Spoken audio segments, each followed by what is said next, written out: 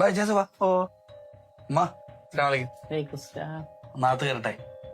അകത്തേക്ക് കയറണതിന് വിരോധമില്ല. ക്യാമറ ആയിട്ട് കയറാൻ പാടില്ല.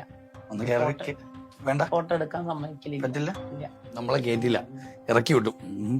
ക്യാമറ ഉള്ളതുകൊണ്ട് നമ്മളെ ഇറക്കി വിട്ടു. ഞാനേ ഒരുപാട് പാലിയേറ്റീവ് കെയറിൽ പോയിട്ടുണ്ട്, ഒരുപാട് അനാഥാലയങ്ങളിൽ പോയിട്ടുണ്ട്, ഒരുപാട് ആരോരുമില്ലാത്ത കേന്ദ്രങ്ങളിൽ പോയിട്ടുണ്ട്. പക്ഷെ ഞാൻ എവിടെ പോയിട്ടും ഇതേപോലെ ഒരു എക്സ്പീരിയൻസ് എനിക്ക് ഉണ്ടായിട്ടില്ല.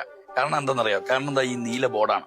ഇങ്ങനെ ഒരു ബോർഡ് ഞാൻ എവിടെയും കണ്ടിട്ടില്ല. എന്താ നോക്കി, അതായത് ഇതിനകത്ത് നമ്മളെപ്പോലെ രക്തവും മാംസവും സ്വപ്നവും ആഗ്രഹങ്ങളും ഇഷ്ടങ്ങളും കുടുംബവും ഒക്കെ ഉള്ള കുറേ മനുഷ്യരാ കിടക്കുന്നത്. അങ്ങനെ ഒരു വീഡിയോയുടെ മുന്നിലും വന്ന് നിർത്താൻ ഇവിടെ ചിലർക്ക് താല്പര്യമില്ല. എന്നെ വീട്ടിനകത്ത് കേറ്റാത്തതിന്റെ പുറകിൽ ഒരു വലിയ കഥയുണ്ട്, ഒരു വലിയ സ്വപ്നമുണ്ട്. ഒരു വേലായുധേട്ടനെയും സരോജിനി അമ്മ ഇവർക്ക് വേണ്ടി തുടങ്ങിയ ഒരു ഉദ്യമമാണ്. അവർക്ക് വേണ്ടി ഒരു വാടകയ്ക്കൊരു മുറിയെടുത്ത് തുടങ്ങിയതാണ്. അവർ രണ്ടുപേരും മരിച്ചുപോയി. 2022 ഫെബ്രുവരി 5-ാം തീയതിയാണ് ആശ്രയം കെയർ ഹോം നമ്മൾ തുടങ്ങിയത്. അത് ഇവിടം വരെ 25 അന്തേവാസികൾ നമ്മൾ ഇവിടെ എത്തിച്ചിട്ടുണ്ട്. ഈ വീട്ടിനുള്ളിൽ അതിൽ 12 ആളുകൾ മരണപ്പെട്ടു. വിവിധതരം അസുഖങ്ങൾ ബാധിച്ചവരാണ് ഇവരെല്ലാവരും. അതായത് രോഗം വന്നിട്ട് വീട്ടുകാർക്ക് നോക്കാൻ പ്രയാസമുള്ള ആളുകളെയാണ് നമ്മൾ എല്ലാ കാര്യങ്ങളും, അവരെ പല്ല് തേക്കണത് മുതൽ കുളിപ്പിക്കണത് മുതൽ ഭക്ഷണം കൊടുക്കണം, എല്ലാ കാര്യം ചെയ്തു കൊടുക്കേണ്ട ആളുകളാണ്. ഈ ഒരാഴ്ച തന്നെ ഞാൻ പറഞ്ഞ് 5 കേസ് വിളിച്ചു. പക്ഷെ നമ്മൾ എവിടെ കിടത്തുന്നല്ല. പക്ഷെ അവരെല്ലാവരും നമ്മൾ കൊണ്ടുവരേണ്ട ആളുകൾ തന്നെയാണ്.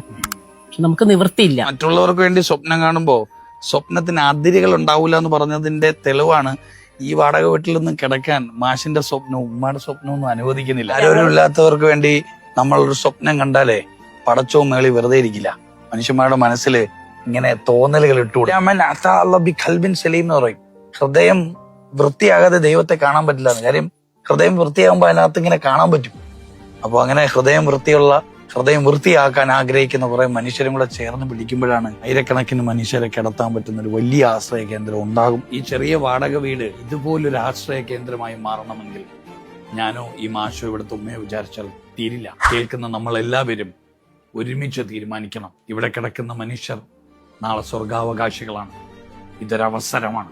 സ്വർഗാവകാശികളുടെ കൂടെ നാളെ സ്വർഗത്തിലെത്താൻ, സ്വർഗീയമായ ഒരു ജീവിതം ഈ ഭൂമിയിൽ ജീവിക്കാൻ ഒരവസരമാണ്. ഈ വീഡിയോ കാണുന്ന നമ്മൾ ഓരോരുത്തരും, ഇവിടെ ഉറങ്ങുന്ന കുറെ മനുഷ്യരെ ആരുടെയും മുന്നിൽ കൈനീട്ടി യാചിക്കാതെ, ആരുടെയും മുന്നിൽ അവരുടെ കാരുണ്യത്തിന്റെ ചിത്രം എത്തിക്കാതെ അവരെ ആശ്രയ കേന്ദ്രത്തിൽ എത്തിക്കുന്നത് വരെ ഈ വീഡിയോ മാക്സിമം ഷെയർ ചെയ്യുക. ഉത്തരവാദിത്തമാണ്, അവസരമാണ്.